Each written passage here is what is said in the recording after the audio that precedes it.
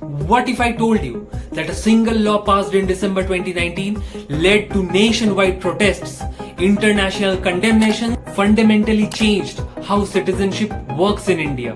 What if I told you that this law immediately affected 30,000 people living in India and also potentially millions in the long run? What if I told you that this law was both hailed as humanitarian relief and criticized as discriminatory, all at the same time? Exactly today we deep dive into this concept of Citizenship Amendment Act of 2019.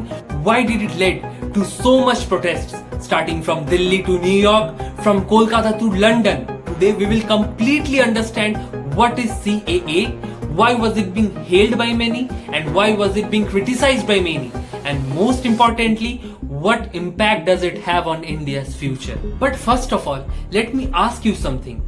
Did you know that India is not a signatory to the 1951 UN Refugee Convention? Which means India has no obligation to accept any kind of refugees inside the country. But whatever India has done till now is only due to humanity. But here's the catch in CAA. Some of the communities, specifically 6 religious communities from 3 specific countries, were included in this act, and Muslim community was completely excluded from this act. Exactly, you heard it right. Before deep diving into this topic, let's understand with the help of an example what was really happening. Imagine you are a Hindu family living in Pakistan in 2010. You face daily discrimination, your temple gets attacked, your children can't practice their religion freely. So you decide to come to India, a country where your religion is practiced by the majority of people. You cross the border, settle in Delhi, start a small business. Your children go to school. But here's the problem. Officially, you are an illegal immigrant. For years you live in fear. Any day the government could deport you back to the same country where you faced persecution. You can't get proper jobs, can't access government benefits, can't even get a bank account easily. This was the reality for tens of thousands of people. Now, multiply this story for different communities. Sikhs and Hindus from Pakistan, Sikhs and Hindus from Bangladesh, many people from Afghanistan and also China-occupied Tibet. What about them? All living in India but completely in legal limbo. The BJP, when it came to power, promised to solve this problem. But the solution they proposed created the biggest political storm in decades. So what exactly is the Citizenship Amendment Act 2019? Let me break it down for you in simplest of the simplest terms. The CAA actually amends the original Citizens Act of 1955, which means it just changes the original Citizenship Act of 1955. Here's what it does. Who gets this fast-track citizenship? 6 religious communities: Hindus, Sikhs, Buddhists, Jains, Parsis and Christians. And also from which countries? 3 countries: Pakistan, Afghanistan and Bangladesh. What's the condition? They must have entered India before December 31, 2014 and must have faced religious persecution in their home countries. What's the benefit? Instead of waiting 12 years for naturalization, they only need to wait 6 years. Sounds way too simple, right? But here's where it gets explosive. Who is excluded? Muslims from these 3 countries are completely excluded from this fast-track process. And that single exclusion turned the tables against this law and against the government, from being one of the most humanitarian gesture to one of the most debated laws in Indian political history. Now, why did this single exclusion create so much controversy? Government's reply was simple. See, Pakistan, Afghanistan and Bangladesh are simply Islamic countries where Muslims are very unlikely to face any kind of persecution. So what is the point in taking the refugees, that also Muslims from these 3 countries, into India? But the critics, my friends, always exposed serially the flaws in this government's logic. What about Ahmadiyya Muslims who are declared non-Muslims in Pakistan? What about Hazara Muslims who have been systematically targeted by the Taliban in Afghanistan? What about Buddhist Tibetans from Tibet? What about Rohingya Muslims from Myanmar? Here's what made the controversy so much crucial against this CAA. This CAA was being discussed with NRC, National Register of Citizens. Just think of it like this. NRC is just a verification process where you have to show documents that you are the residents and citizens of this country, that is India. If you can't prove it with proper documents, your risk of being declared a foreigner is inevitable. Now, if you are declared a foreigner, but you are Hindu, Sikh, Buddhist, Jain, Parsi or Christian from Pakistan, Afghanistan or Bangladesh, exactly at this point of time, CAA comes to your rescue. You can say that I am a persecuted minority from any of these three countries. But what about Muslims? If a Muslim is living in this country for several decades, but if he lacks proper documents, he can be called a foreigner, and he also lacks that CAA protection to be declared as a citizen who is living in this country and also who is a persecuted refugee. There is no such safety net for the Muslims. The Muslims could potentially become stateless.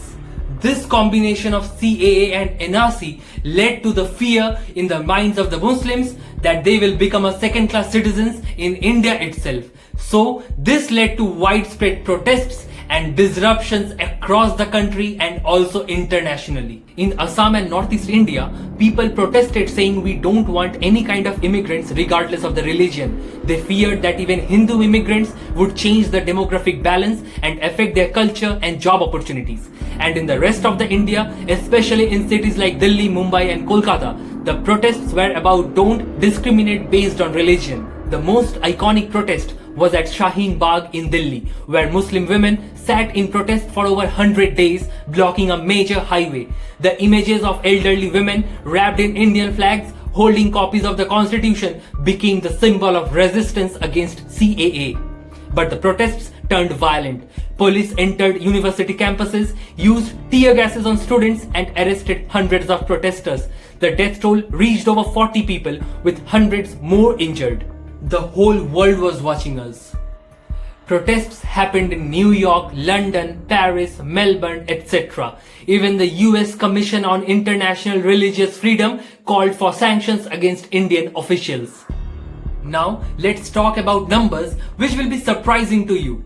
According to the Intelligence Bureau records, the immediate beneficiaries of CAA would be just over 31,000 people. That's it. Not millions, not lakhs, not crores. Just 31,000 people. The breakdown is fascinating. 25,447 Hindus, 5,807 Sikhs, 55 Christians, 2 Buddhists, 2 Parsis. So why did a law affecting just 31,000 people create protests involving millions? Because it's not about the immediate impact. It's about the precedent it sets. For the first time since independence, religion became an official criteria for citizenship in India. This broke the secular foundation that India was built on. According to several critics and also experts, it's not just about 31,000 people. It's about the message we are sending to the whole world that India, being a secular country, being so much strong in its foundations of democracy, will treat its citizens based on religion.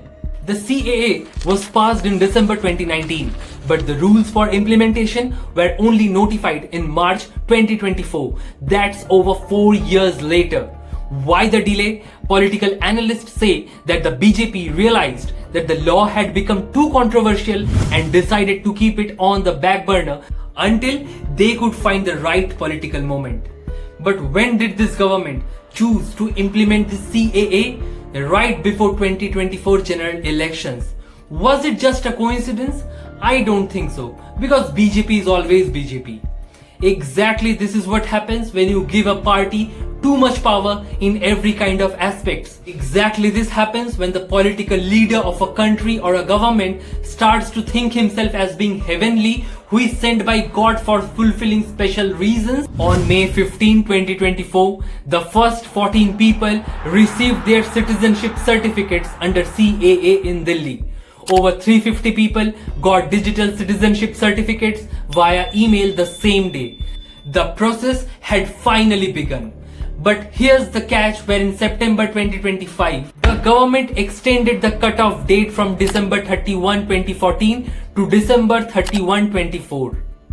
This means that people who came to India as late as 2024 can also apply for citizenship of India. The international reaction was swift but mostly critical. The UN Human Rights Office called it fundamentally discriminatory.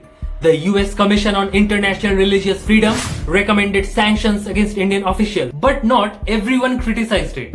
Bangladesh's reaction was surprising. They completely denied that minorities face persecution in their country, essentially questioning the very premise of CAA. Pakistan's reaction was very predictable. They criticized the law, but here's the irony. Even Pakistani Hindu and Sikh communities rejected the CAA, saying it portrayed Pakistan in a bad light and could make their situation worse. But the most surprising support came from some refugee communities themselves. Hindu families who had been living in refugee camps since the 1960s said the law kindled hope for them. But the legal battle against CAA is still going on in Supreme Court. Over 140 petitions have been filed in the Supreme Court challenging the law. The main arguments against it are: CAA violates Article 14, CAA violates Article 25, and CAA is against the basic structure of the Constitution, that is secularism. The petitioners argue in Supreme Court that providing citizenship based on religion always violates the secular nature of the Constitution of India. But the government has stood in its position. Government argued that CAA does not take away anyone's citizenship. It only provides an additional route for persecuted minorities. They argued that these three countries have Islam as their state religion, so non-Muslims are more likely to face persecution in these three countries, that is Afghanistan, Pakistan and Bangladesh. But here's the legal complexity. The Supreme Court has not given a final verdict in this case, but the implementation has started. So what's the real impact of CAA? Let's look beyond politics. For the 31,000 immediate beneficiaries, it's life-changing. Families who lived in fear for decades can now get proper jobs, open bank accounts, access government services, and more importantly, they feel secure and they are not stateless. But we have to remember about the broader impact that is on India's social fabric. CAA has deepened communal divisions. It's created a narrative that India treats its citizens differently based on religion. Just think about this scenario. For 200 million Muslims living in this country, the CAA always represents a symbolic shift of their status, from being viewed as the citizens of this country to being viewed with suspicion. Whether this fear is being justified or not, the psychological impact is real. CAA has created several unintended consequences that nobody talks about. The Northeast Rebellion, the documentation crisis, the international image, the legal precedent. At last, to be very precise, the implementation of CAA has already begun. But my main questions which has come to my mind, I have listed down on the screen, which still hangs in dark.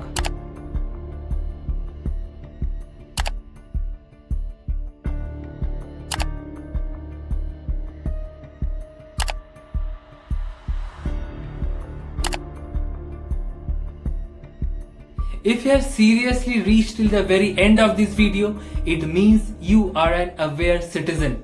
Please consider giving a like, subscribe to my channel, comment below your thoughts, and also don't forget to share it with others. I will see you in the next video. Until then, keep your mind alive with questions and never stop thinking and never stop questioning.